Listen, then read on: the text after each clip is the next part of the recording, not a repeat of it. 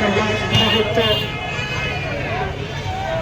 সকল স্বেচ্ছাসেবক কিন্তু মাঠে থাকতে হবে। স্বেচ্ছাসেবকের প্রথম বক্তা শামসুদ্দিন এখন পরিশ্রম করছেন, শরীর কিন্তু দুর্বল হয়ে যায়, তারপরে কিন্তু তিনি আপ্রাণ চেষ্টা করছেন টুর্নামেন্টকে সাফল্যমণ্ডিত করার জন্য। আমাদের পক্ষ থেকে বৃহত্তর আব্দুল্লাহপুরবাসীর পক্ষ থেকে বক্তা শামসুদ্দিন এখন আপনাকে শুভেচ্ছা এবং অভিনন্দন জানাচ্ছি। আশা করবো আপনি আব্দুল্লাহপুরের সবসময় কাছে থাকবেন, পাশে থাকবেন, আব্দুল্লাহপুরবাসীকে ভালোবেসে সবসময় যাবেন।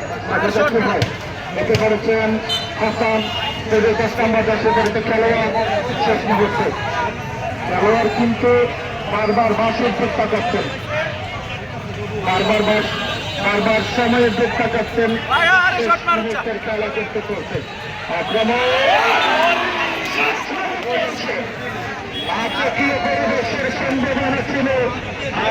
কপালে নাই, কপালে যদি না থাকে লেখা তাহলে কিভাবে চেষ্টা করে যেতে হবে, কপাল খুললেও খুলতে পারে। খান্ডান বারবার চেষ্টা করতে হবে বাক্যের সহায়তাকে তাদের কাছে ফিরে আসবে। বাক্যের অনেক সময় চেষ্টা করছেন এবং খেলা শেষ। ডক্টর মন্ত্রীর টিম সরাসরি